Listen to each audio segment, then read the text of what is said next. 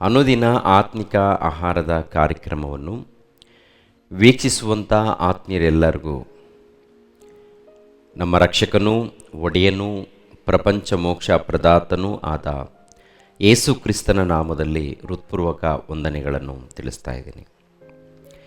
ಸಮಾಧಾನವು, ಸಂತೋಷವು, ಆತ್ಮಿಕ ಆಶೀರ್ವಾದವು, ನೆಮ್ಮದಿಯೂ ಆರೋಗ್ಯವು ತಂದೆಯಾದ ದೇವರು ಅನುಗ್ರಹಿಸಲಿ ಎಂದು ಯೇಸು ಕ್ರಿಸ್ತನ ನಾಮದಲ್ಲಿ ತಂದೆಯಾದ ದೇವರಿಗೆ ಪ್ರಾರ್ಥಿಸುತ್ತೇನೆ.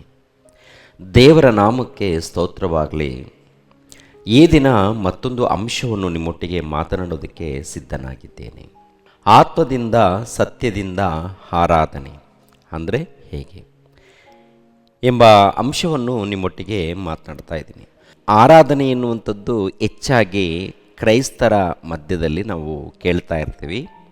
ಈ ಹಾಡುಗಳಲ್ಲಿ, ಭಾನುವಾರ ಪ್ರಾರ್ಥನೆ ಆರಾಧನೆಗಳಲ್ಲಿ ನಾವು ಈ ಒಂದು ಆರಾಧನೆ ಎಂಬ ಪದವನ್ನು ಕೇಳ್ತಾ ಇರ್ತೀವಿ. ನಿಜವಾಗಲೂ ಆತ್ಮದಿಂದ ಸತ್ಯದಿಂದ ಆರಾಧನೆ ಮಾಡಬೇಕು. ಬೈಬಲಲ್ಲಿ ಯೇಸು ಪ್ರಭು ಹಾಗೆಯೇ ಹೇಳಿದ್ದಾರೆ. ಪ್ರತಿಯೊಬ್ಬರು ಕೂಡ ಆತ್ಮೀಯ ರೀತಿಯಲ್ಲಿ ಸತ್ಯಕ್ಕೆ ತಕ್ಕ ಹಾಗೆ ಆರಾಧಿಸಬೇಕು ಅಂತ ಹೇಳ್ತಾರೆ ಪ್ರಿಯರೇ. ಈ ಮಾತನ್ನು ಒಂದು ಸಾರಿ ಓದಿಕೊಂಡು ಕೆಲವು ವಿಷಯಗಳನ್ನು ನಾವು ಅರ್ಥ ಮಾಡಿಕೊಳ್ಳೋಣ. ಯೋಹಾನನು ಬರೆದ ಸುವಾರ್ತೆ 4ನೇ ಅಧ್ಯಾಯ 19ನೇ ವಚನದಿಂದ ನೋಡೋಣ. ಅಯ್ಯ, ನೀನು ಪ್ರವಾದಿ ಎಂದು ನನಗೆ ಕಾಣುತ್ತದೆ. ನಮ್ಮ ಹಿರಿಯರು ಈ ಬೆಟ್ಟದಲ್ಲಿ ದೇವಾರಾಧನೆ ಮಾಡುತ್ತಿದ್ದರು, ಆದರೆ ನೀವು ಆರಾಧನೆ ಮಾಡತಕ್ಕ ಸ್ಥಳವು ಯೆರೂಸಲೇಮಿನಲ್ಲಿ ಅದೇ ಅನ್ನುತ್ತೀರಿ ಎಂದು ಹೇಳಿದಾಗ, ಸಮರಿಯದ ಸ್ತ್ರೀಯಳು ಈಕೆ ಯೇಸುಕ್ರಿಸ್ತರಿಗೆ ಈ ಮಾತನ್ನು ಹೇಳುವಂಥದ್ದು. ಯೇಸುಕ್ರಿಸ್ತರು ನೀರಿಗೋಸ್ಕರ ಆ ಬಾವಿಯ ಬಳಿಯಲ್ಲಿ ಹೋದಾಗ ಆ ಸಮಯದಲ್ಲಿ ಸಮರಿಯದ ಸ್ತ್ರೀಯಳು ಅಲ್ಲಿ ಆ ಬಾವಿಯ ಬಳಿಯಲ್ಲಿ ನೀರು ಸೇದಿಕೊಳ್ಳುವಂಥದ್ದು ನೋಡ್ತೀವಿ. ಆಮೇಲೆ ಯೇಸುಕ್ರಿಸ್ತರು ನೀರು ಕೇಳುವಂಥದ್ದು, ಆಮೇಲೆ ಆಕೆ ಯೆಹೂದ್ಯರಿಗೂ ಸಮರಿಯರಿಗೂ ಸಾಂಗತ್ಯ ಇಲ್ವಲ್ಲ ಅಂತ ಆಕೆ ಹೇಳಿರುವಂಥದ್ದು. ಆನಂತರ ಯೇಸುಕ್ರಿಸ್ತರು ತನ್ನನ್ನು ಕುರಿತು 2 ಮಾತುಗಳನ್ನು ಪರಿಚಯ ಮಾಡಿಕೊಂಡಿರುವಂಥದ್ದು. ಆಮೇಲೆ ಆ ಸಮರಿಯದ ಸ್ತ್ರೀಯಳ ಬಗ್ಗೆ ಕೆಲವು ವಿಷಯಗಳು ಯೇಸು ಪ್ರಭು ತಿಳಿಸಿರುವಂಥದ್ದು. ಇವೆಲ್ಲ ನಡೆಯುತ್ತೆ. ನಡೆದಾಗ ಆಕೆಗೆ ಅರ್ಥ ಆಗತ್ತೆ, ನೀನು ಪ್ರವಾದಿ ಎಂದು ನನಗೆ ಅರ್ಥ ಆಗ್ತಾ ಇದೆ ಅಯ್ಯ ಅಂತೇಳಿ. ಆಕೆಗೆ ಏನು ಅರ್ಥ ಆಗ್ತಾ ಇದೆ? ಈತನು ಪ್ರತ್ಯೇಕವಾದಂಥ ವ್ಯಕ್ತಿ, ಪ್ರವಾದಿ ಆಗಿರಬಹುದು ಅಂತೇಳಿ ಅಂದಾಜು ಮಾಡಿ ಆಕೆ ಹೇಳುವಂಥದ್ದು. ಅಯ್ಯ, ನೀವು ಪ್ರವಾದಿ ಎಂದು ನನಗೆ ಅರ್ಥ ಆಗ್ತಾ ಇದೆ. ಎರಡನೇದಾಗಿ ನೀವು ಇನ್ನೊಂದು ವಿಷಯವನ್ನು ಹೇಳೋದಕ್ಕೆ ಬಂದಿದ್ದೀರಂತೂ ನನಗೆ ಅರ್ಥ ಆಗ್ತಾ ಇದೆ. ಇನ್ನೊಂದು ವಿಷಯ ಏನು? ನಮ್ಮ ಹಿರಿಯರು, ನಮ್ಮ ಪಿತೃರು ಈ ಬೆಟ್ಟದ ಮೇಲೆ ಆರಾಧನೆ ಮಾಡ್ತಾ ಇದ್ದಾರೆ. ನೀವು ಒಂದು ವಿಷಯವನ್ನು ಹೇಳೋದಕ್ಕೆ ಸಿದ್ಧರಾಗಿದ್ದೀರಾ. ಅದೇನಂತ ನೋಡುವಾಗ ಬೆಟ್ಟದ ಮೇಲೆ ಅಲ್ಲ, ಯೆರೂಸಲೇಮ್ ಪಟ್ಟಣದಲ್ಲಿ ದೇವ ಆರಾಧನೆ ಮಾಡಬೇಕು ಅಂತೇಳಿ ನೀವು ಹೇಳ್ತೀರಂತೇಳಿ ಆಕೆ ಯೇಸು ಕ್ರಿಸ್ತರಿಗೆ ಹೇಳುವಂಥದ್ದು. ಅದೇ ಮಾತಿದೆ ನೋಡಿ ಒಂದು ಸಾರಿ. ಅಯ್ಯ, ನೀನು ಪ್ರವಾದಿ ಎಂದು ನನಗೆ ಕಾಣುತ್ತದೆ. ನಮ್ಮ ಹಿರಿಯರು ಈ ಬೆಟ್ಟದಲ್ಲಿ ದೇವಾರಾಧನೆ ಮಾಡುತ್ತಿದ್ದರು, ಆದರೆ ನೀವು ಆರಾಧನೆ ಮಾಡತಕ್ಕ ಸ್ಥಳವು ಯೆರೂಸಲೇಮಿನಲ್ಲಿ ಅದೇ ಅನ್ನುತ್ತೀರಿ ಎಂದು ಹೇಳಿದಾಗ, ನೀವು ಯೆರೂಸಲೇಮಿನಲ್ಲಿ ದೇವಾರಾಧನೆ ಇದೆ, ಅಲ್ಲೇ ಮಾಡಬೇಕು ಅಂತೇಳಿ ನೀವು ಹೇಳ್ತೀರಂತೇಳಿ ಯೇಸು ಕ್ರಿಸ್ತರಿಗೆ ಈಕೆ ತಿಳಿಸುವಂಥದ್ದು. ಆ ಸಮಯದಲ್ಲಿ ಯೇಸು ಪ್ರಭು ಹೇಳಿರುವಂಥ ಮಾತೇನು ನೋಡಿ, 21ನೇ ವಚನ. ಅಮ್ಮ, ನಾನು ಹೇಳುವ ಮಾತನ್ನು ನಂಬು. ಒಂದು ಕಾಲ ಬರುತ್ತದೆ, ಆ ಕಾಲದಲ್ಲಿ ನೀವು ತಂದೆಯನ್ನು ಆರಾಧಿಸಬೇಕಾದರೆ ಈ ಬೆಟ್ಟಕ್ಕೂ ಹೋಗುವುದಿಲ್ಲ, ಯೆರೂಸಲೇಮಿಗೂ ಹೋಗುವುದಿಲ್ಲ. ಬರಬೇಕಾದ ರಕ್ಷಣೆಯು ಯೆಹೂದ್ಯರೊಳಗಿಂದ ಬರುವುದಷ್ಟೇ. ಆದುದರಿಂದ ನಾವು ಅರಿತಿರುವುದನ್ನೇ ಆರಾಧಿಸುವವರಾಗಿದ್ದೇವೆ, ನೀವು ಅರಿಯದೇ ಇರುವಂಥದ್ದನ್ನು ಆರಾಧಿಸುವವರು ಅಂತ ಯೇಸು ಪ್ರಭು ಹೇಳಿರುವಂಥದ್ದು. ಏನು ಮಾತದ್ದು? 21ನೇ ವಚನ ಮತ್ತೊಂದು ಸಾರಿ. ಅಮ್ಮ, ನಾನು ಹೇಳುವ ಮಾತನ್ನು ನಂಬು. ಒಂದು ಕಾಲ ಬರುತ್ತದೆ, ಆ ಕಾಲದಲ್ಲಿ ನೀವು ತಂದೆಯನ್ನು ಆರಾಧಿಸಬೇಕಾದರೆ ಈ ಬೆಟ್ಟಕ್ಕೂ ಹೋಗುವುದಿಲ್ಲ, ಯೆರೂಸಲೇಮಿಗೂ ಹೋಗುವುದಿಲ್ಲ. ಸಮರಿಯರು ಏನಂದ್ಕೊಳ್ತಾ ಇದ್ದಾರೆ, ಈ ಬೆಟ್ಟದಲ್ಲಿ ಆರಾಧನೆ ಮಾಡಬೇಕು, ಈ ಬೆಟ್ಟದಲ್ಲಿ ಆರಾಧನೆ. ಯೆಹೂದ್ಯರು ಯೆರೂಸಲೇಮ್ ಪಟ್ಟಣದಲ್ಲಿ ಆರಾಧನೆ ಮಾಡಬೇಕು. ಅದೇ ಪ್ರಕಾರ ಪ್ರವಾದಿ ಬಂದರೆ ಯೆರೂಸಲೇಮ್ ಪಟ್ಟಣದಲ್ಲಿ ಆರಾಧನೆ ಮಾಡಬೇಕು ಅಂತೇಳಿ ನೀವು ಅಂತೀರಂತೇಳಿ ಆಕೆ ಯೇಸುಪ್ರಭುಗೆ ಹೇಳಿದಾಗ, ಯೇಸುಪ್ರಭು ಹೇಳುವಂಥ ಮಾತೇನು? ಬೆಟ್ಟದಲ್ಲಿ ಇಲ್ಲ, ಯೆರೂಸಲೇಮ್ ಪಟ್ಟಣದಲ್ಲಿ ಇಲ್ಲ ಆರಾಧನೆ, ದೇವಾರಾಧನೆ. ದೇವಾರಾಧನೆ ಎಲ್ಲಿಲ್ಲ? ಈ ಬೆಟ್ಟಕ್ಕೂ ಹೋಗಬೇಕಾದದ್ದು ಅವಶ್ಯಕತೆ ಇಲ್ಲ, ಯೆರೂಸಲೇಮಿಗೂ ಹೋಗಬೇಕಾದಂಥ ಅವಶ್ಯಕತೆಯೂ ಇಲ್ಲ ಅಂತ ಹೇಳ್ತಾರೆ. ಅಂದರೆ ಅರ್ಥ ಮಾಡಿಕೊಳ್ಳಿ, ಒಂದು ಸ್ಥಳದಲ್ಲಿ ಪ್ರತ್ಯೇಕವಾದಂಥ ಆರಾಧನೆ ಇಲ್ಲ. ಒಂದು ಕಾಲದಲ್ಲಿ ಇಸ್ರಾಯೇಲ್ಯರ ಮಧ್ಯದಲ್ಲಿ, ಯೆಹೂದ್ಯರ ಮಧ್ಯದಲ್ಲಿ ಆರಾಧನೆ ಮಾಡಬೇಕಾದಂಥ ಒಂದು ಸ್ಥಳ, ಪ್ರತ್ಯೇಕವಾದಂಥ ಸ್ಥಳ ಇತ್ತು. ಮೋಶೆಯ ಮೂಲಕ ದೇವಾಲಯ ನೇಮಿಸಲ್ಪಡುತ್ತೆ. ಅಂದರೆ ಗುಡಾರದ ಮೂಲಕ ದೇವಾಲಯ. ಈ ದೇವಾಲಯದಲ್ಲಿ ಮೊದಲನೇ ತೆರೆ, ಎರಡನೇ ತೆರೆ, ಪರಿಶುದ್ಧ ಸ್ಥಳ, ಅತಿ ಪರಿಶುದ್ಧ ಸ್ಥಳ. ಮೊದಲನೇ ತೆರೆಯಲ್ಲಿ ಪರಿಶುದ್ಧ ಸ್ಥಳ, ಎರಡನೇ ತೆರೆ ಅತಿ ಪರಿಶುದ್ಧ ಸ್ಥಳ. ಗುಡಾರ ಇರುತ್ತೆ ಏನ್ರಿ. ಮೊದಲನೇ ತೆರೆ ತೆಗೆದಾಗ ಆ ಗುಡಾರದಲ್ಲಿ ಪರಿಶುದ್ಧ ಸ್ಥಳ ಎನ್ನುವಂಥದ್ದು ಇರುತ್ತೆ. ಆಮೇಲೆ ಒಳಗಡೆ ಮತ್ತೊಂದು ತೆರೆ ಇರುತ್ತೆ.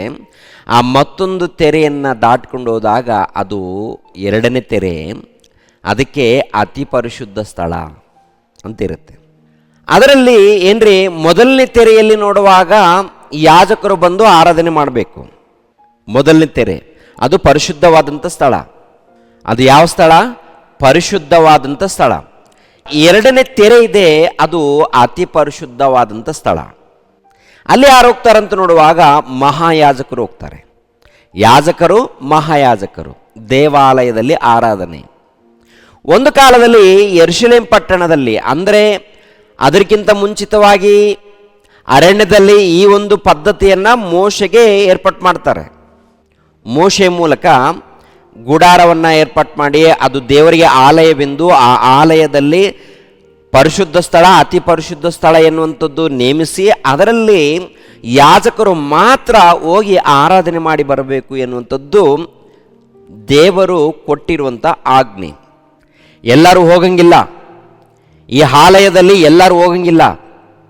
ಒಂದು ವೇಳೆ ಆಲಯದ ಹೊರಗಡೆ ಜಾಗ ಇರುತ್ತಲ್ಲ, ಹೊರಗಡೆ ಅಂಗಳ ಇರುತ್ತೆ ನೋಡಿ, ಅಲ್ಲಿ ಎಲ್ಲರೂ ನಿಂತ್ಕೋಬೋದು. ಭಕ್ತರೆಲ್ಲರೂ ಕೂಡ ಹೊರಗಡೆ.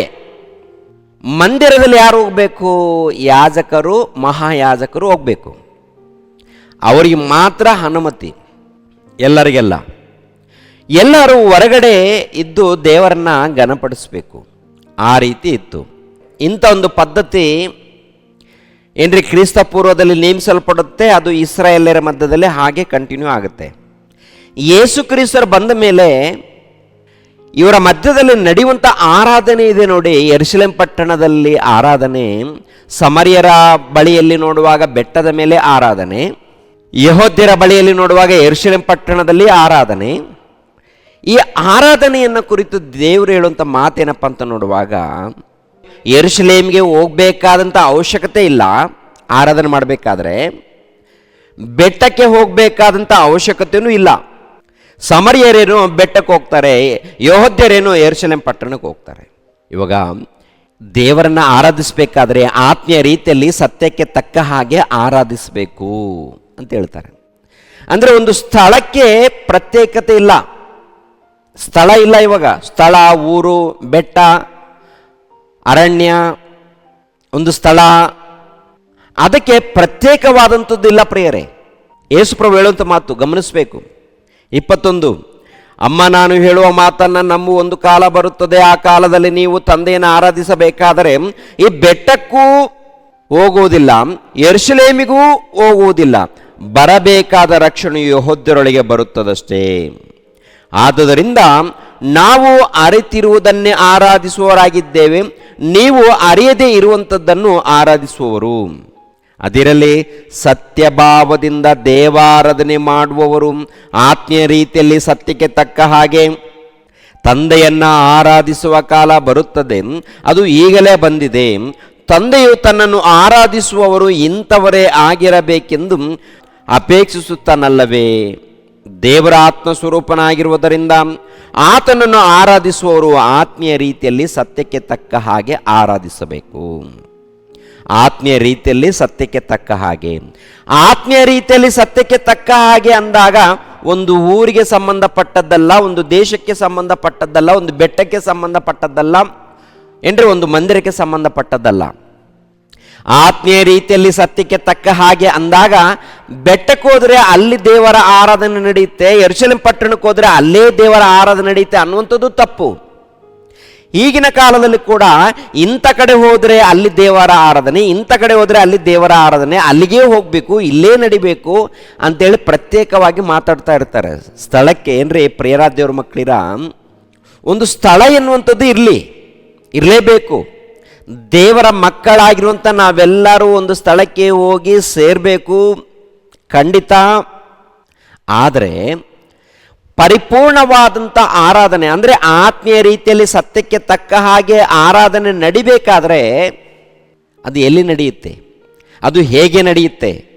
ಒಂದು ಸ್ಥಳದಲ್ಲಿ ನಡೆಯುತ್ತಾ ಅಥವಾ ಒಂದು ದಿನದಲ್ಲಿ ನಡೆಯುತ್ತಾ? ಇದೇ ಸ್ಥಳದಲ್ಲಿ ಇದೇ ವಾರ ಇದೇ ದಿನದಲ್ಲಿ ಆರಾಧನೆ ಮಾಡಬೇಕು ಅಂದರೆ ಅವರು ಮಾಯದಲ್ಲಿದ್ದಾರಂತ ಅರ್ಥ. ಇದೇ ಸ್ಥಳದಲ್ಲಿ ಇದೇ ಬೆಟ್ಟದಲ್ಲಿ ಇದೇ ಮಂದಿರದಲ್ಲಿ ದೇವರ ಆರಾಧನೆ ಹೊಂದುತ್ತಾರೆ. ಈ ಸ್ಥಳ ದೇವರು ಮೆಚ್ಚುವಂಥ ಆರಾಧನೆ ಸ್ಥಳ, ಈ ಬೆಟ್ಟ, ಈ ಒಂದು ಮಂದಿರ, ಇದರಲ್ಲೇ ದೇವರಿದ್ದಾರೆ, ಇದರಲ್ಲೇ ದೇವರಿದ್ದಾರೆ, ಈ ಸ್ಥಳದಲ್ಲೇ ದೇವರಿದ್ದಾರೆ ಅಂತೇಳಿ ಯಾರಾದರೂ ಮಾತಾಡಿದ್ರೆ ಅವರು ದೇವರ ವಾಕ್ಯವನ್ನು ತಿಳಿಯದವರು ಅಂತ ಅರ್ಥ. ಪ್ರಿಯರಾದ ದೇವ್ರ ಮಕ್ಕಳಿರ, ಹೊಸ ಒಡಂಬಡಿಕೆ ಬಂದ ಮೇಲೆ ಏನ್ರಿ ಯೇಸು ಕ್ರಿಸ್ತರು ಬಂದು ಶಿಲುಬೆ ಮರಣ ಹೊಂದಿ ಸಮಾಧಿ ಮಾಡಲ್ಪಟ್ಟು ಮೂರನೇ ದಿನದಲ್ಲಿ ಎದ್ದು ಬರ್ತಾರಲ್ವಾ, ಎದ್ದು ಬಂದ ಮೇಲೆ ಏನ್ರಿ ಲೋಕಕ್ಕೆ ಒಂದು ಆತ್ಮೀಯ ರೀತಿಯಲ್ಲಿ ಸತ್ಯಕ್ಕೆ ತಕ್ಕ ಹಾಗೆ ಆರಾಧಿಸಬೇಕು ಎನ್ನುವಂಥದ್ದು ಅಪೋಸ್ತಲರ ಮೂಲಕ ಹೊರಡುತ್ತಾರೆ. ಯೇಸು ಕ್ರಿಸ್ತರು ಆಲ್ರೆಡಿ ಇಸ್ರಾಯೇಲ್ಯರ ಬಳಿಯಲ್ಲಿ ಆರಾಧನೆ ವಿಷಯದಲ್ಲಿ ತೋರಿಸ್ಕೊಡ್ತಾರೆ. ಯೇಸು ಪ್ರಭು ಮಾಡಿದಾರಲ್ಲ ಆರಾಧನೆ, ಯೇಸು ಪ್ರಭು ಮಾಡಿದ್ದಾರೆ ನೋಡಿ ಆರಾಧನೆ ಹೇಗೆ. ಇವಾಗ ನಾವೆಲ್ಲರೂ ಭಾನುವಾರ ಸೇರ್ತೀವಲ್ವ, ನಾವೆಲ್ಲರೂ ಭಾನುವಾರ ಸೇರ್ತೀವಿ, ಭಾನುವಾರ ಆರಾಧನೆಯ ಕೂಟ ಅಂತೇಳಿ ಇಟ್ಕೊಳ್ತೀವಿ, ನಾವು ಕೂಡ ಅದನ್ನು ಏರ್ಪಾಟ್ ಮಾಡ್ತೀವಿ. ಆದರೆ ಒಂದು ದಿನ ಒಂದು ಗಂಟೆ ನಾವು ಸಭೆಯಾಗಿ ಸೇರಿದಾಗ ಅದು ಪರಿಪೂರ್ಣವಾದಂಥ ಆರಾಧನೆ ಆಗಲ್ಲ. ನಾವೆಲ್ಲರೂ ಸೇರ್ತಾ ಇದ್ದೀವಿ, ಅದು ಒಂದು ಗಂಟೆ ದೇವರನ್ನ ಆರಾಧನೆ ಮಾಡೋದು ಕೂಡ್ಕೊಂಡಿದ್ದೀವಿ. ಈ ಆರಾಧನೆಯಲ್ಲಿ ಒಂದು ಸ್ವಲ್ಪ ಭಾಗ ಮಾತ್ರ ಅದು ಪರಿಪೂರ್ಣ ಆಗಲ್ಲ. ಪರಿಪೂರ್ಣ ಆಗಬೇಕಾದ್ರೆ ಯೇಸು ಕ್ರಿಸ್ತರು ಹೇಳ್ತಾರೆ, ನಾವು ತಿಳಿದಿರುವಂಥ ಆರಾಧನೆ ಮಾಡ್ತಾ ಇದ್ದೀವಿ ಅಂತೇಳಿ ಯೇಸು ಪ್ರಭು ಹೇಳ್ತಾರೆ, ಪ್ರಿಯರೇ ನೀವು ತಿಳಿಯದೇ ಇರುವಂಥ ಆರಾಧನೆ ಮಾಡ್ತಾ ಇದ್ದೀರಂತ ಹೇಳ್ತಾರೆ. ತಿಳಿದಂಥ ಆರಾಧನೆ ಏನಪ್ಪ ಅಂತ ನೋಡುವಾಗ ಏನ್ರಿ ತುಟಿ ಮಾತುಗಳಿಂದ ಮಾತ್ರವಲ್ಲ, ಜೀವಿತದಲ್ಲಿ ಕ್ರಿಯೆಗಳು, ಪ್ರಾರ್ಥನೆ ಇರಬೇಕು, ಧ್ಯಾನ ಇರಬೇಕು, ಬೋಧನೆ ಇರಬೇಕು, ಒಳಪಡಬೇಕು, ಹೌದಲ್ವಾ? ಇವೆಲ್ಲ ಯಾರಲ್ಲಿ ನೋಡ್ತೀವಿ? ಯೇಸು ಕ್ರಿಸ್ತರಲ್ಲೇ ನೋಡ್ತೀವಿ, ಯೇಸು ಕ್ರಿಸ್ತರಲ್ಲಿ ನೋಡ್ತೀವಿ. ಯಾಕೆಂದರೆ ಯೇಸು ಕ್ರಿಸ್ತರು ಹೇಳ್ತಾರಲ್ಲ, ನಾನು ತಂದೆಯನ್ನು ಆರಾಧಿಸ್ತಾ ಇದ್ದೀನಿ, ನಾನು ದೇವರು ಮೆಚ್ಚುವಂಥ ರೀತಿಯಲ್ಲಿ ನಾನು ಆರಾಧನೆ ಮಾಡ್ತಾ ಇದ್ದೀನಿ ಅಂತ ಹೇಳ್ತಾರೆ. ಹೇಗೆ ಮಾಡಿದ್ದಾರೆ? ಪ್ರಾರ್ಥನೆ ಮಾಡಿದ್ದಾರೆ, ಮೊಣಕಾಲು ಹಾಕಿದ್ದಾರೆ, ದೇವರನ್ನ ಕೊಂಡಾಡಿದ್ದಾರೆ, ಘನಪಡಿಸಿದ್ದಾರೆ, ಸುವಾರ್ತೆ ಮಾಡಿದ್ದಾರೆ. ಪ್ರತಿಯೊಂದರಲ್ಲಿ ನೋಡುವಾಗ ಏನ್ರಿ ದೇವರನ್ನು ಉನ್ನತವಾಗಿ ಪರಿಚಯ ಮಾಡಿದ್ದಾರೆ. ಅದು ಆರಾಧನೆ. ತನ್ನ ಮಾತಿನ ಮೂಲಕ, ತನ್ನ ಜೀವಿತದ ಮೂಲಕ, ತಮ್ಮ ಬದುಕಿನ ಮೂಲಕ ದೇವರನ್ನ ಆರಾಧನೆ ಮಾಡಿದ್ದಾರೆ. ಅದು ಆರಾಧನೆ, ದೇವರು ಮೆಚ್ಚುವಂಥ ಆರಾಧನೆ. ಈ ದಿನಗಳಲ್ಲಿ ಇಂಥ ಸ್ಥಳದಲ್ಲಿ ಆರಾಧನೆ ಮಾಡಿದರೆ ದೇವರು ಕೇಳ್ತಾರಂತ ಹೇಳ್ತಾರೆ. ಇಂಥ ದಿನವನ್ನೇ ಮಾಡಬೇಕು, ಇಂಥ ಗಳಿಗೆಯಲ್ಲೇ ಮಾಡಬೇಕು, ಇಂಥ ಸ್ಥಳದಲ್ಲೇ ಮಾಡಬೇಕು, ಆಗಿದ್ದರೆ ದೇವರು ಮೆಚ್ಚುವಂಥ ಆರಾಧನೆ ಅಂದ್ಕೊಳ್ತಾರೆ. ಅದು ತಪ್ಪು. ನಿಜವಾದ ಆರಾಧನೆ, ದೇವರು ಮೆಚ್ಚುವಂಥ ಆರಾಧನೆ, ಆತ್ಮೀಯ ರೀತಿಯಲ್ಲಿ ಸತ್ಯಕ್ಕೆ ತಕ್ಕ ಹಾಗೆ ಆರಾಧನೆ ಅಂದಾಗ ಯೇಸು ಕ್ರಿಸ್ತರು ಮಾಡಿದ್ದಾರೆ ನೋಡಿ, ಅದು ದೇವರು ಮೆಚ್ಚುವಂಥ ಆರಾಧನೆ. ಅದೇ ಪ್ರಕಾರ ಅಪೋಸ್ತಲರು ಮಾಡಿದ್ದಾರೆ ನೋಡಿ, ಅದು ದೇವರು ಮೆಚ್ಚುವಂಥ ಆರಾಧನೆ. ಅಪೋಸ್ತಲನಾಗಿರುವಂಥ ಪೌಲನು ಮಾಡಿದ್ದಾರೆ ನೋಡಿ, ಅದು ದೇವರು ಮೆಚ್ಚುವಂಥ ಆರಾಧನೆ. ಇವತ್ತು ನೀವು ನಾವು ಹಾಗೆ ದೇವರು ಮೆಚ್ಚುವಂಥ ರೀತಿಯಲ್ಲಿ ಆರಾಧನೆ ಮಾಡಬೇಕು. ದೇವರು ಮೆಚ್ಚುವಂಥ ರೀತಿಯಲ್ಲಿ ಆರಾಧನೆ ನಡಿಬೇಕಂದಾಗ ಪ್ರಿಯರಾದ ದೇವರ ಮಕ್ಕಳಿರ, ಪ್ರಾರ್ಥನೆ ಇರಬೇಕು. ಎಲ್ಲರೂ ಸೇರಿ ದೇವರನ್ನ ಸ್ತುತಿಗಳ ಮೂಲಕ, ಹಾಡುಗಳ ಮೂಲಕ ಘನಪಡಿಸಬೇಕು. ಓಕೆ, ದೇವರನ್ನ ಘನಪಡಿಸಬೇಕು, ದೇವರ ವಾಕ್ಯವನ್ನು ಕೇಳಬೇಕು, ದೇವರ ವಾಕ್ಯಕ್ಕೆ ವಿಧೇಯರಾಗಬೇಕು.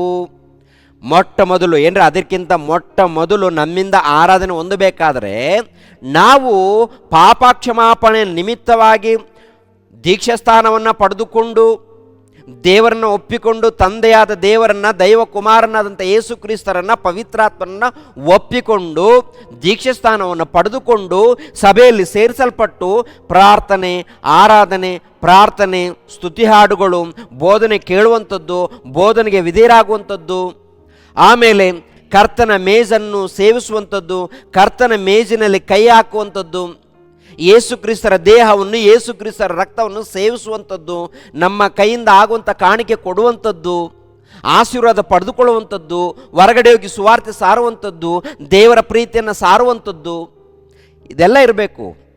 ದೇವರ ಪ್ರೀತಿಯನ್ನು ಸಾರಿದೀವಿ ಅಂತ ತಿಳ್ಕೊಳ್ಳಿ. ಪ್ರಾರ್ಥನೆ ಇಲ್ಲ, ಆರಾಧನೆ ಇಲ್ಲ ಅಂದರೆ ಅದು ದೇವ್ರ ಮೆಚ್ಚುವಂಥ ಆರಾಧನೆ ಆಗಲ್ಲ. ಭಾನುವಾರ ಮಾತ್ರ ಕೂಡಿದ್ದೀವಿ, ಮಿಕ್ಕಿದ ದಿನ ಎಲ್ಲ ಕೂಡ ಲೋಕದ ರೀತಿಯಲ್ಲಿ ಇದ್ದೀರಿ ಅಂದರೆ ನಾವು ಆರಾಧನೆ ಮಾಡಿದ್ದಲ್ಲ, ಅದು ಆರಾಧನೆ ಅಲ್ಲ. ದೇವ್ರ ಮೆಚ್ಚುವಂಥ ಆರಾಧನೆ ಅಂದಾಗ ಮೊಟ್ಟ ಮೊದಲು ನಿನ್ನ ದೇಹ ದೇವರಿಗೆ ಆಲಯವಾಗಬೇಕು. ಮೊಟ್ಟ ಮೊದಲು ಆಲಯ ಯಾವುದು? ನಿನ್ನ ದೇಹವೇ ದೇವರಿಗೆ ಆಲಯ. ಯಾಜಕ ಯಾರು? ನೀನೇ ಯಾಜಕನು. ಮತ್ತು ಇನ್ನೊಬ್ಬರು ಬಂದು ಯಾಜಕರಲ್ಲ ಪ್ರಿಯರೇ, ನೀನೇ ಯಾಜಕನು. ಅಂದರೆ ನಿನ್ನ ದೇಹದಲ್ಲಿ ಆತ್ಮ ನೀನಿದೆಯಲ್ಲ, ಆತ್ಮನಾಗಿರುವಂಥ ನೀನು ಯಾಜಕನಾಗಬೇಕು. ಅಂದರೆ ಪರಿಶುದ್ಧನಾಗಬೇಕು, ನೀತಿವಂತನಾಗಬೇಕು. ಆಗಿ ನಿನ್ನ ದೇಹದಿಂದ ದೇವರಿಗೆ ಮಹಿಮೆ ಉಂಟು ಮಾಡಬೇಕು. ನಿನ್ನ ದೇಹದ ಮೂಲಕ ದೇವರಿಗೆ ಮಹಿಮೆ, ನಿನ್ನ ದೇಹದ ಮೂಲಕ ದೇವರಿಗೆ ಆರಾಧನೆ. ಅದು ಯೇಸು ಕ್ರಿಸ್ತರು ಮಾಡಿದ್ದಾರೆ, ಅಪೊಸ್ತಲರು ಮಾಡಿದ್ದಾರೆ, 1ನೇ ಶತಮಾನದಲ್ಲಿ ಕ್ರೈಸ್ತರು ಮಾಡಿದ್ದಾರೆ. ಇವತ್ತು ನೀವು ನಾವು ಅದನ್ನೇ ಮಾಡಬೇಕು ಪ್ರಿಯರೇ. ಒಂದು ಸ್ಥಳದಲ್ಲಿ ಖಂಡಿತವಾಗಿ ಕೂಡಲೇಬೇಕು. ಆದರೆ ಅಲ್ಲಿ ಕೂಡಿದ ತಕ್ಷಣ ದೇವರನ್ನ ಸ್ತುತಿ ಮಾತುಗಳಿಂದ, ಸ್ತುತಿ ಪದಗಳಿಂದ ಘನಪಡಿಸಿದಾಗ ಅದು ಪರಿಪೂರ್ಣವಾಗಲ್ಲ. ಆದರೆ ಆ ಆರಾಧನೆಯಲ್ಲಿ ಒಂದು ಭಾಗ ಆರಾಧನೆ, ಸ್ತುತಿ ಹಾಡುಗಳಿರುತ್ತಲ್ಲ, ಸ್ತುತಿ ಹಾಡುಗಳು ಎಲ್ಲರೂ ಸೇರಿ ಹಾಡುಗಳನ್ನು ಹಾಡ್ತೀವಲ್ವ, ಕಣ್ಣು ಮುಚ್ಚಿ ಹಾಡ್ತೀವಿ, ಕಣ್ಣು ತೆರೆದು ಹಾಡ್ತೀವಿ, ಬಾಯಿ ತೆರೆದು ಹಾಡ್ತೀವಿ. ಓಕೆ, ಸ್ತುತಿ ಹಾಡುಗಳು ಅದು ಆರಾಧನೆಯಲ್ಲಿ ಒಂದು ಭಾಗ ಮಾತ್ರ, ಪರಿಪೂರ್ಣವಾದಂಥ ಆರಾಧನೆ ಅಲ್ಲ. ಖಂಡಿತವಾಗಿ ಸ್ತುತಿ ಹಾಡುಗಳು ಆಡಲೇಬೇಕು, ಖಂಡಿತವಾಗಿ ಪ್ರಾರ್ಥನೆ ಮಾಡಲೇಬೇಕು, ಖಂಡಿತವಾಗಿ ವಾಕ್ಯಕ್ಕೆ ವಿಧೇಯರಾಗಲೇಬೇಕು, ಖಂಡಿತವಾಗಿ ಕಾಣಿಕೆಯನ್ನು ಕೊಡಲೇಬೇಕು. ಅದು ಎಷ್ಟಂತ ನಿಮಗೆ ಬಿಟ್ಟಿದ್ದು. ಖಂಡಿತವಾಗಿ ಸೇವೆ ಮಾಡಲೇಬೇಕು, ಸುವಾರ್ತೆ ಮಾಡಲೇಬೇಕು, ದೇವರ ಪ್ರೀತಿಯನ್ನು ಸಾರಲೇಬೇಕು. ಇದು ವಾಕ್ಯದ ಪ್ರಕಾರ ಆರಾಧನೆ ಆಗುತ್ತೆ, ದೇವರು ಮೆಚ್ಚುವಂಥ ಆರಾಧನೆ. ಒಂದು ವೇಳೆ ಲೋಕದಲ್ಲಿ ಪಾಪ ಮಾಡಿ, ಅನೇಕ ಸುಳ್ಳು ಮಾತುಗಳನ್ನು, ಅನೇಕ ಮೋಸ ಮಾಡಿ, ಏನೇನೋ ತಪ್ಪುಗಳನ್ನು ಮಾಡಿ ಭಾನುವಾರ ಮಾತ್ರ ಆರಾಧನೆ ಮಾಡ್ತೀನಿ ಅಂತಂದರೆ ಅವನು ವೇಷಧಾರಿ, ಅವನು ಕಪಟಿಯವನು. ದೇಹ ಇದೆಯಲ್ಲ ದೇವರಿಗೆ ಆಲಯ. ಈ ದೇಹದ ಮೂಲಕ ದೇವರಿಗೆ ಮಹಿಮೆ ಉಂಟಾಗಬೇಕು, ದೇವರಿಗೆ ಘನತೆ ಉಂಟಾಗಬೇಕು. ಹೊರಗಡೆ ಹೋಗಿ ಬಾಯಿಗೆ ಬಂದ ಹಾಗೆ ಮಾತಾಡಿ, ಸುಳ್ಳು ಮಾತುಗಳನ್ನು ಮಾತಾಡಿ, ಆಮೇಲೆ ಸಿಗರೆಟ್ಗಳು, ಬೀಡಿಗಳು, ಆಮೇಲೆ ಇನ್ನೇನಪ್ಪ ಏನ್ರಿ ಬ್ರ್ಯಾಂಡಿ, ವಿಸ್ಕಿ, ಹೆಣ್ಣಿನ ಚಟ, ಹಣದ ವ್ಯಾಮೋಹ, ಅಧಿಕಾರದ ವ್ಯಾಮೋಹ, ಇವೆಲ್ಲ ಇಟ್ಕೊಂಡು ನಾನು ಆರಾಧನೆ ಮಾಡ್ತೀನಿ ಅಂದರೆ ಅದು ಆರಾಧನೆ ಅಲ್ಲ. ಅವನ ಮೂಲಕ ದೇವರಿಗೆ ಮಹಿಮೆ ಇಲ್ಲ ಪ್ರಿಯರೇ. ದೇವರಿಗೆ ಮಹಿಮೆ ಯೇಸು ಕ್ರಿಸ್ತರ ಮೂಲಕ ನೋಡಿ ಪ್ರಿಯರೇ. ದೇವರಿಗೆ ಮಹಿಮೆ ನಡೆದದ್ದು ಯೇಸು ಕ್ರಿಸ್ತರ ನೋಡಿ, ದೇವರಿಗೆ ಮಹಿಮೆ ನಡೆದದ್ದು ಅಪೊಸ್ತಲರನ್ನು ನೋಡಿ, 1ನೇ ಶತಮಾನದಲ್ಲಿ ಕ್ರೈಸ್ತರ ನೋಡಿ, ಕೆಲವರು ಭಕ್ತರನ್ನು ನೋಡಿ. ಈಗಿನ ಕಾಲದಲ್ಲೂ ಕೂಡ ಕೆಲವರು ಒಳ್ಳೆ ಭಕ್ತರಿದ್ದಾರೆ, ದೇವರಿಗೆ ವಿಧೇಯರಾಗಿ ಭಯ ಭಕ್ತಿಯಿಂದ ನಡೀತಾರೆ, ದೇವರನ್ನು ಉನ್ನತವಾಗಿ ಪರಿಚಯ ಮಾಡ್ತಾರೆ ತಮ್ಮ ಬದುಕಿನಲ್ಲಿ, ತಮ್ಮ ಜೀವಿತದಲ್ಲಿ. ಅದೇ ಪ್ರಕಾರ ಸುವಾರ್ತೆ ಮೂಲಕ ಹಾಗೆ ಮಾಡಿದಾಗ ಆರಾಧನೆ ಆಗುತ್ತೆ. ಈ ಆರಾಧನೆಗೆ ಸಂಬಂಧಪಟ್ಟಂಥದ್ದು ಪೂರ್ತಿ ವಿಡಿಯೋಗಳು ಬೇಕು ಅಂದಾಗ Christ church gospel ministries YouTube ಚಾನಲಲ್ಲಿ ಇರುತ್ತೆ, ಲಿಂಕ್ಗಳಿರುತ್ತೆ. ಒಂದು ವೇಳೆ ಬೇಕು ಅಂದಾಗ ನಮ್ಮ ವಾಟ್ಸಪ್ ನಂಬರ್ಗೆ ನೀವು ಫೋನ್ ಮಾಡ್ಬೋದು, ಇಲ್ಲಾಂದರೆ ವಾಯ್ಸ್ ಮೆಸೇಜ್ ಹಾಕಿ ಈ ಆರಾಧನೆಗೆ ಸಂಬಂಧಪಟ್ಟಂಥ ವಿಡಿಯೋಗಳನ್ನು ಕಳಿಸ್ಕೊಡಿ ಅಂತ ಕೇಳಿಕೊಂಡಾಗ ಖಂಡಿತವಾಗಿ ಎಲ್ಲ ವಿಡಿಯೋಗಳನ್ನು ನಿಮಗೆ ಶೇರ್ ಮಾಡ್ತೀವಿ. ಆದ್ದರಿಂದ ಆತ್ಮೀಯ ರೀತಿಯಲ್ಲಿ ಸತ್ಯಕ್ಕೆ ತಕ್ಕ ಹಾಗೆ ಅಂದಾಗ, ಸತ್ಯಕ್ಕೆ ತಕ್ಕ ಹಾಗೆ ವಾಕ್ಯದ ಪ್ರಕಾರ ಆತ್ಮೀಯ ರೀತಿಯಲ್ಲಿ ಅಂದಾಗ ಗೊತ್ತಲ್ವ, ದೇವರ ಆತ್ಮನಿದ್ದಾನೆ, ಪವಿತ್ರ ಆತ್ಮನಿದ್ದಾನೆ, ಆತನನ್ನು ಸೇರಿಸಿಕೊಂಡು ಓಕೆ ದೇವರು ಮೆಚ್ಚುವಂಥ ರೀತಿಯಲ್ಲಿ, ಆತ್ಮೀಯ ರೀತಿಯಲ್ಲಿ ದೇವರನ್ನು ಘನಪಡಿಸ್ಬೇಕು, ಮಹಿಮೆ ಪಡಿಸ್ಬೇಕು, ಆರಾಧಿಸಬೇಕು, ಸೇವೆ ಮಾಡಬೇಕು, ಪ್ರೀತಿಯನ್ನು ಹಂಚಿಕೊಳ್ಬೇಕು ಪ್ರಿಯರೇ. ಹಾಗೆ ಮಾಡಿದ್ರೆ ದೇವರು ಮೆಚ್ಚುವಂಥ ಆರಾಧನೆ ಆಗುತ್ತೆ. ಓಕೆ, ದೇವರು ನಿಮ್ಮನ್ನು ನನ್ನನ್ನು ಆಶೀರ್ವದಿಸಲಿ. ಎಲ್ಲರ ತಲೆಬಾಗಿಸಿರಿ, ಪ್ರಾರ್ಥನೆ ಮಾಡಿಕೊಳ್ಳೋಣ. ನಮ್ಮನ್ನು ಬಹಳವಾಗಿ ಪ್ರೀತಿಸುವಂಥ ಪ್ರಿಯ ಪರಲೋಕದಲ್ಲಿದ್ದಂಥ ನಮ್ಮ ತಂದೆಯಾದ ದೇವ, ನಿಮಗೆ ಸ್ತೋತ್ರಗಳು ತಂದೆ. ಯಾವಾಗಲೂ ನಿಮ್ಮ ಧ್ಯಾನದಲ್ಲಿ, ಭಕ್ತಿಯಲ್ಲಿ, ನಿರಂತರ ನಿಮ್ಮ ಸೇವೆಯಲ್ಲಿ ಇರುವಂತೆ ಸಹಾಯ ಮಾಡಿ. ಆತ್ಮೀಯ ರೀತಿಯಲ್ಲಿ ಸತ್ಯಕ್ಕೆ ತಕ್ಕ ಹಾಗೆ ಆರಾಧನೆ ಅಂದರೆ ಹೇಗೆ ಎನ್ನುವಂಥದ್ದು ಕೆಲವು ವಿಷಯಗಳನ್ನು ಮಾತನಾಡಿದ್ದೀವಿ ತಂದೆ. ಎಷ್ಟು ಮಂದಿ ನಿಮ್ಮ ಮಕ್ಕಳು ಈ ಒಂದು ವಿಡಿಯೋವನ್ನು ನೋಡಿದ್ದಾರೋ, ನಿಮ್ಮ ವಾಕ್ಯಗಳನ್ನು ತಿಳ್ಕೊಂಡಿದ್ದಾರೋ ಎಲ್ಲರನ್ನು ಹೆಸರುಗಳಿಂದ ಆಶೀರ್ವದಿಸಿ ಪ್ರತಿ ಕುಟುಂಬಕ್ಕೆ ನೆಮ್ಮದಿ, ಶಾಂತಿ, ಸಮಾಧಾನವನ್ನು ದಯಪಾಲಿಸಿ. ಯಾವಾಗಲೂ ನಿಮ್ಮ ಸೇವೆಯಲ್ಲಿರುವಂತೆ, ಯಾವಾಗಲೂ ನಿಮ್ಮನ್ನು ಆರಾಧಿಸುವಂತೆ, ನಿಮ್ಮನ್ನು ಘನಪಡಿಸುವಂತೆ, ನಿಮ್ಮನ್ನು ಮಹಿಮೆ ಪಡಿಸುವಂತೆ ನಮ್ಮೆಲ್ಲರಿಗೂ ಸಹಾಯ ಮಾಡಿ. ಯೇಸು ಪವಿತ್ರ ನಾಮದಲ್ಲಿ ಬೇಡಿ ಹೊಂದಿದೆಯಪ್ಪ ತಂದೆಯೇ, ಆಮೇನ್. ಎಲ್ಲರಿಗೂ ವಂದನೆಗಳು.